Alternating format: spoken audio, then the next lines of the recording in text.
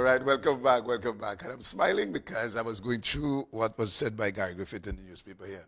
But anyway, let's get our guest. Good morning, Mr. George, Martin George, attorney at law, and chairman of the Business Chamber in Tobago. Good morning and welcome, sir.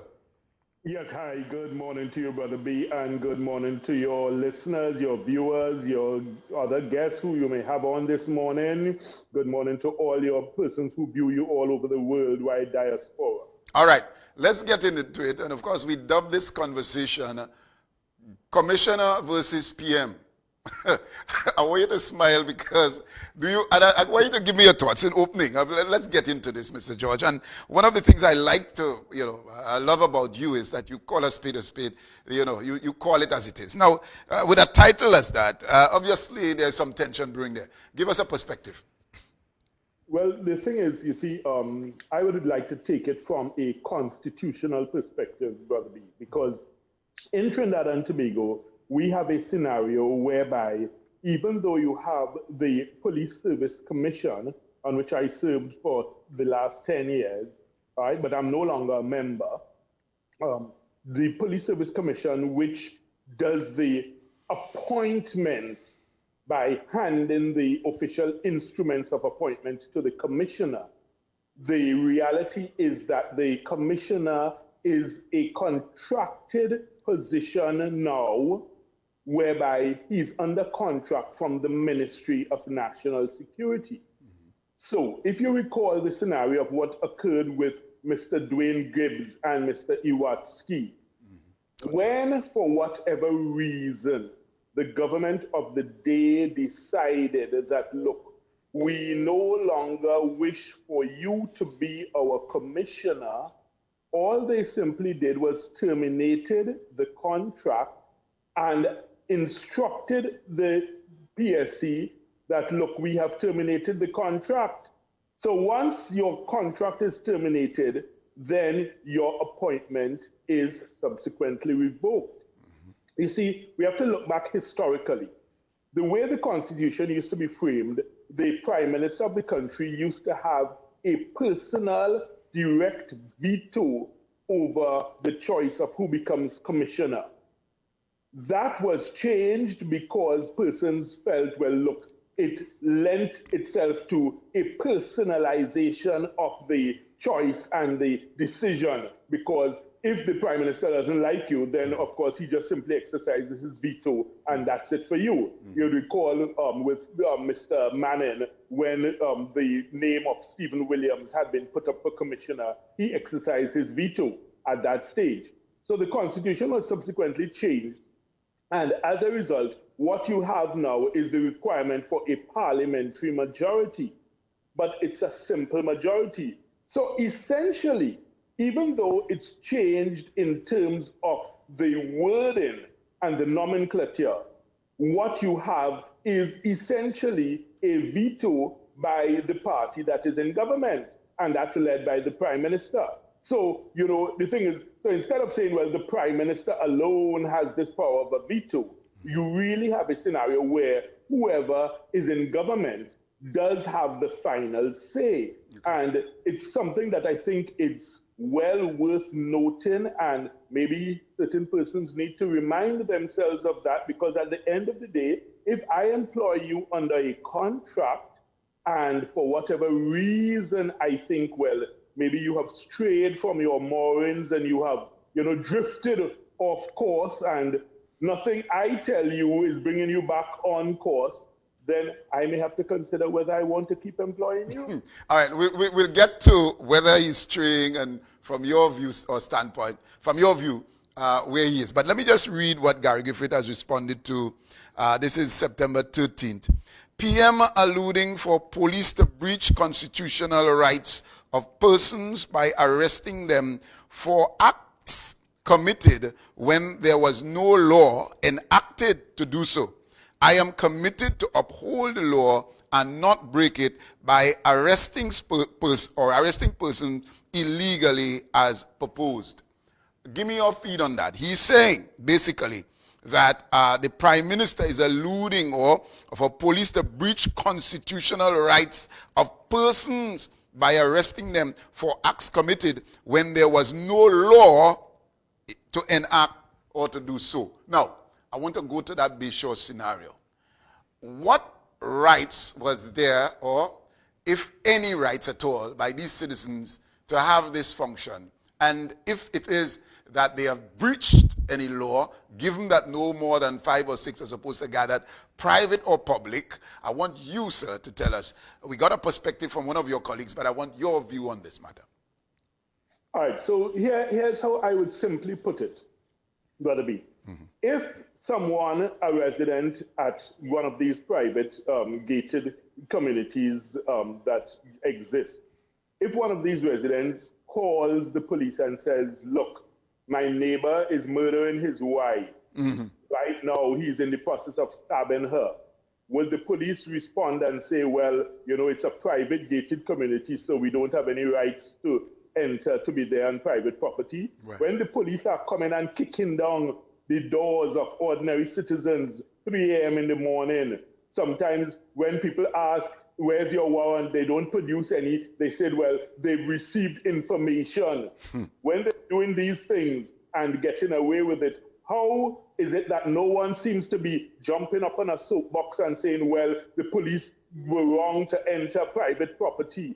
So it can't be that you're looking at it from one perspective when it's a certain segment of society, and then when it's others, you seem to be turning a blind eye or to be finding the most convenient excuses for non-performance. And I think that's what the Prime Minister was saying. He would, and you know, actually, in terms of that response you just read out there, I don't think I heard the Prime Minister say any of those things at all. The Prime Minister never invited anyone to breach the Constitution. I didn't hear him say anything like that. In fact, he seemed to choose his words very carefully, you know, in terms of, you know, what he said on Saturday. So I'm not sure where all of this is coming from, unless it is that, you know, it's someone is throwing down the gauntlet to say, well, let's see who's the bigger man. Right, and this is where, when you going back to the point that whether Gary is straying from, you know, the expectations of what his duty requires, he goes on to say, this is Gary Griffith, the Trinidad and Tobago Police Service note with some degree of disappointment the comments of the Honorable Prime Minister on Saturday, where he alluded again, he used this word alluded again, to yet or question that the police has failed in their duty to treat with the matter dealing with, of course, the Bayshore Towers. This is Gary saying he's disappointed. Now, I want to ask you, with language such as that. But Brother B, just let me just stick a pin here. Yeah. Worse than that, if it were that he came out and said he is disappointed, and that's different.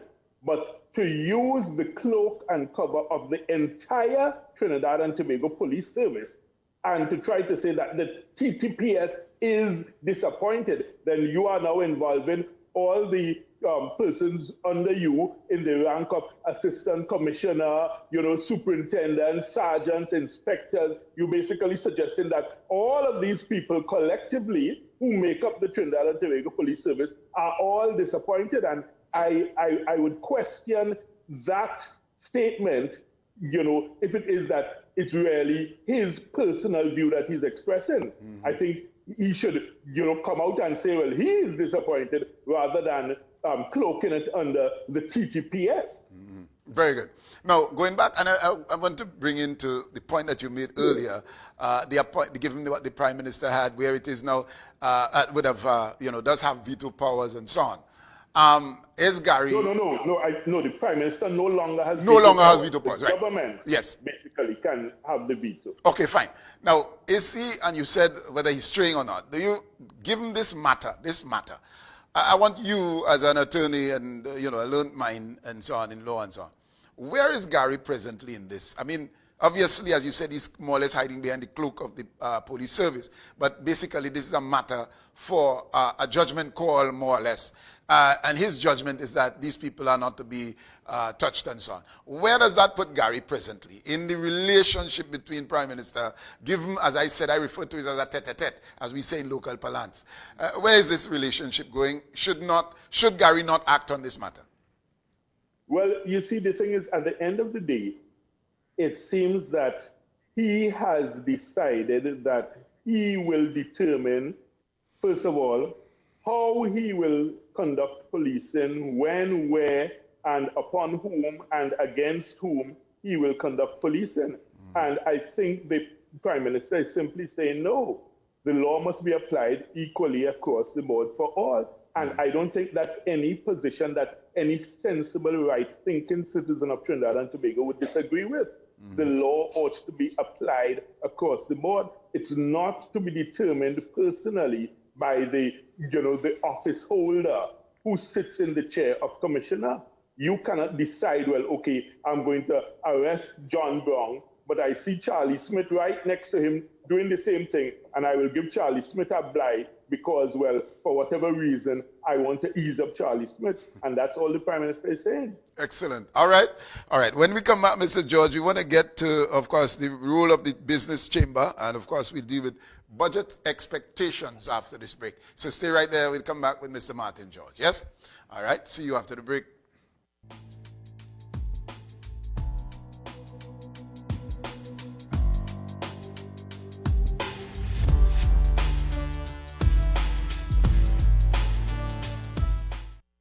This week on Community Legends, Dr. Verlene Bob Lewis. The children now having water in their house, but we had to go down to the river with a bucket. And you know, you had to skim off the top and then get the water and come back up the hill and do that before you go to school. You have to fill the barrel or carry it to a high level that's sufficient to cook and do all the household chores before you go to school.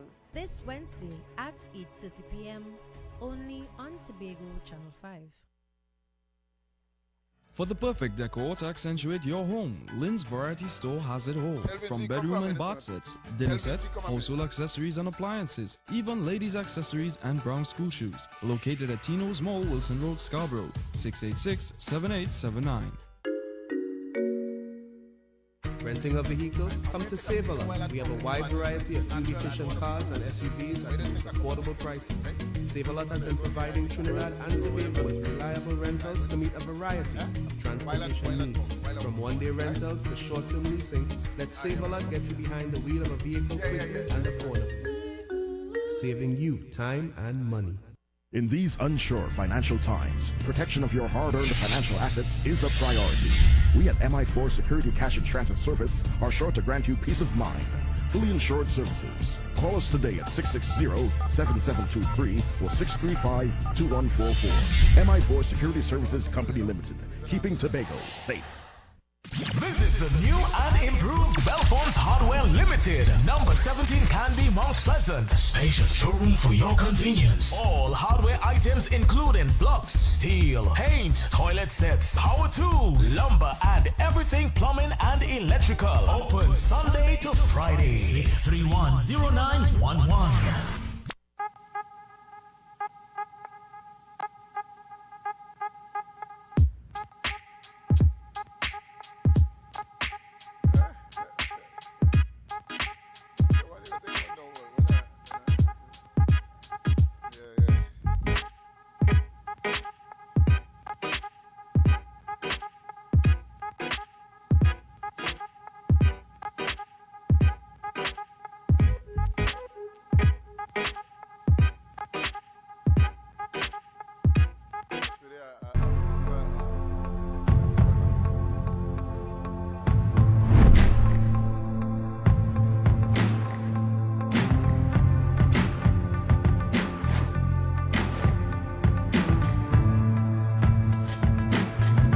All right, welcome back. And we do have on Zoom, right.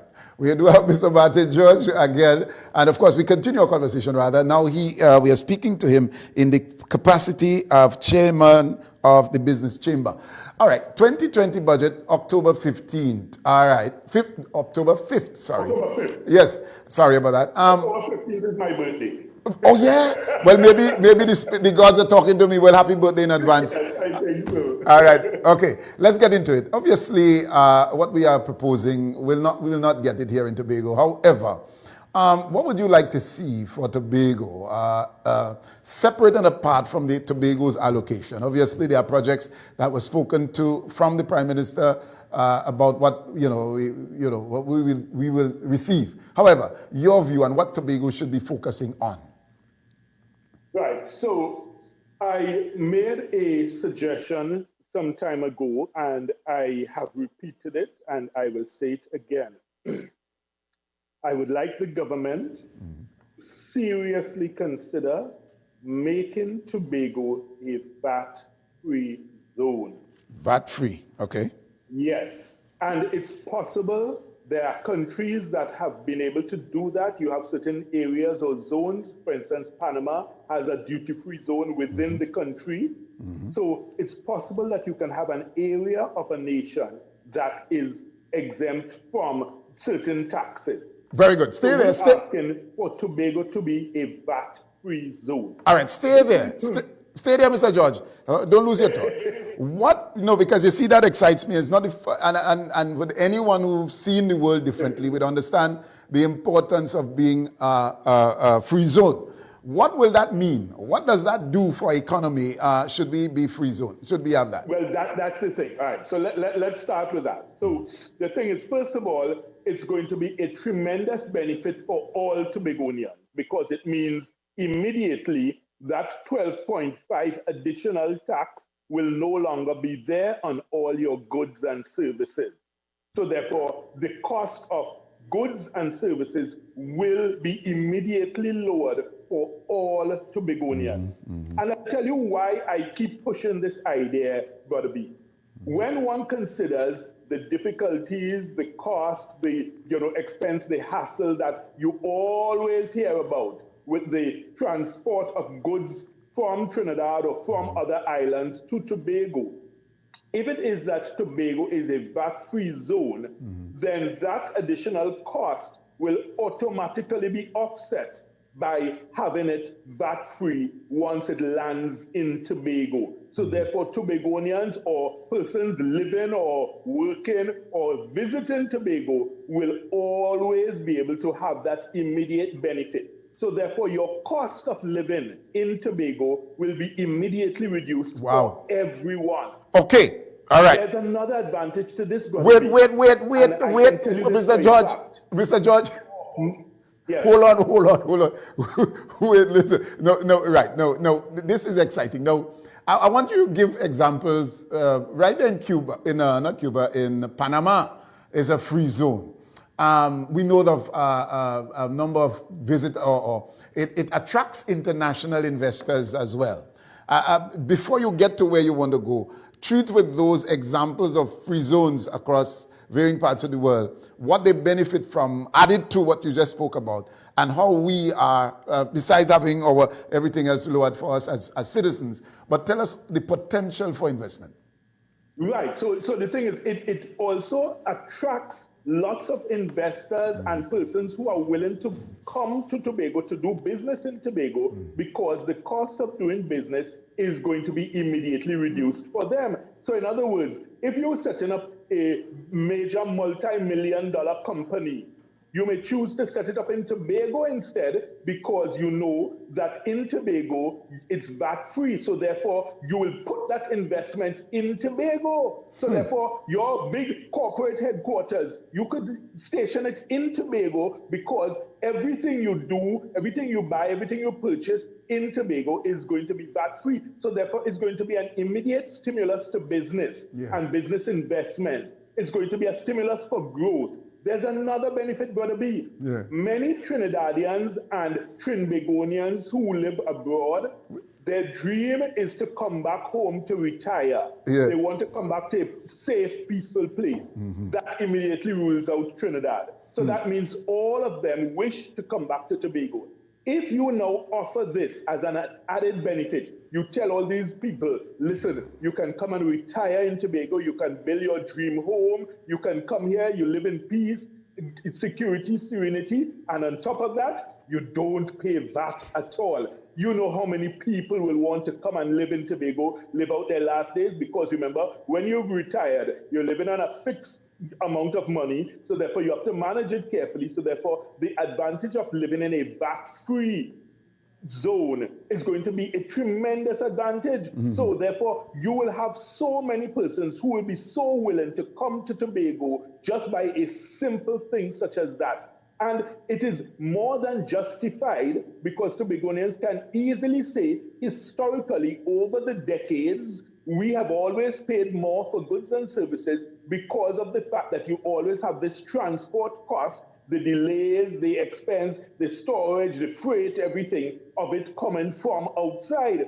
So therefore, when you do that, you're not doing any favor for Tobagonians to say, well, they're getting an unfair advantage over Trinidadians. No, you are simply redressing the historical imbalances which have occurred, and you're leveling the playing field. So therefore now business people could say, well, hey, listen, I'm going to invest in Tobago because that's a VAT-free zone. Therefore, all the supplies I buy, I wouldn't have to pay VAT on them. So listen, the benefits are phenomenal. Wow. And it's a simple thing that can be done. The government can do that and implement that. And I tell you, every single Tobagonian will benefit from this because you will find that everything you do now, because it has no VAT, then you are actually having more money in your pocket, your spending power is increased, and you are now able to make better and greater investments in Tobago. Mr. George, and I'm thinking about the visitors who, frequent when COVID-19,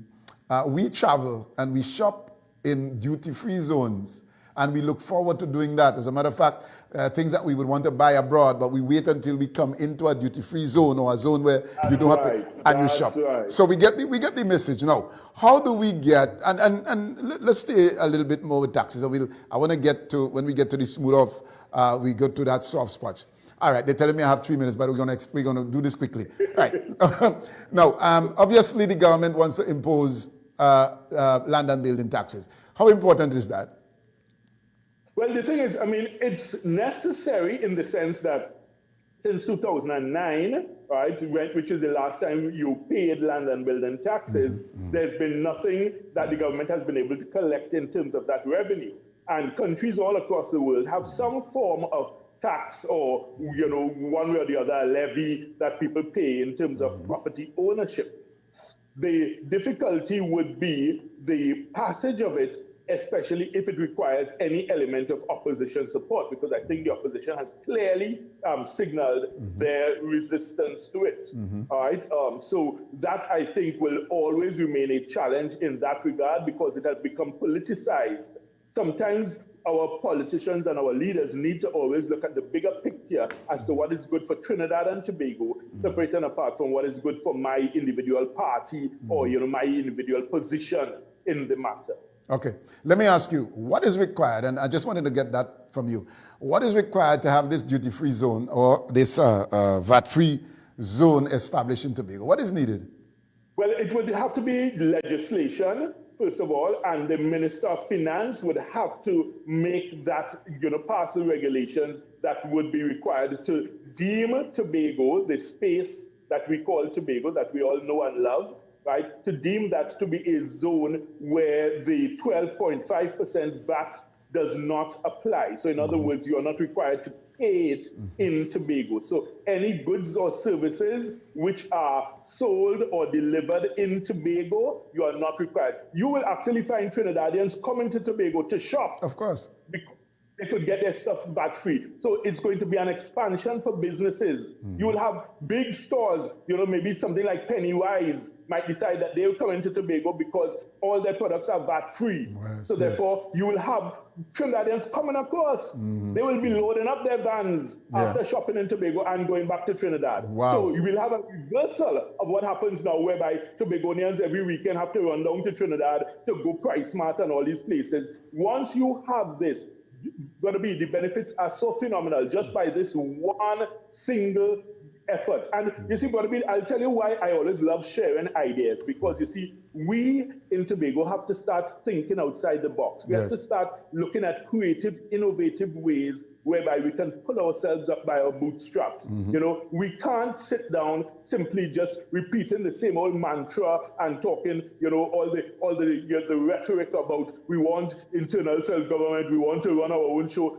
No, the thing is, listen, once we start doing things like this, which will ensure our financial freedom, our financial independence, trust me, you don't even need to talk about internal self-government anymore, because you will be now masters of your own destiny and running your own show. Mr. George, telling Tobagonians. Mr. George, I am giving you a challenge this morning as chairman of the Tobago Business Chamber. I would hope that this idea doesn't stay at Tobago Channel 5, but I expect you to call a press conference soon. I'm challenging you. And to make this announcement and to influence, use your power wherever and whoever else to get government to implement this as yesterday, sir. Because I tell you, every Tobagonian will benefit. Of course. Every Tobagonian will benefit. It's going to be the single most phenomenal development for Tobago in decades. Great, great, great. All right, Mr. Joe, always a pleasure, and I am filled. I feel filled this morning, given that, you know, I'm so excited. I hope that it goes and gets the support that it needs. Thank you again, sir. It's always a pleasure. Have a good morning. All right, bye-bye. All right, and so once we understand that, and we shop because we travel, and what we look forward to is to go into our free zones or our duty-free areas and where we can shop. And of course, we are allowed, you're not given the freedom to shop as you want. You have certain items that you have to buy, and after that, your 2 or 3 items, and that's it. But let's say that there's a place where you can go duty-free shopping, right there in Panama. That's where people go and they buy all this other thing. Obviously, they can't take it with them. They have to post it and all of that. And that's duty-free, and millions of people travel to and from there. So, Mr. George, you're on the ball, and I would hope that it doesn't die there. I would hope that they listen and would see this as an option as for us to get some financial independence, as was said by Mr. George. All right, we go for morning news. When we come back, we have lots more for you. See you then.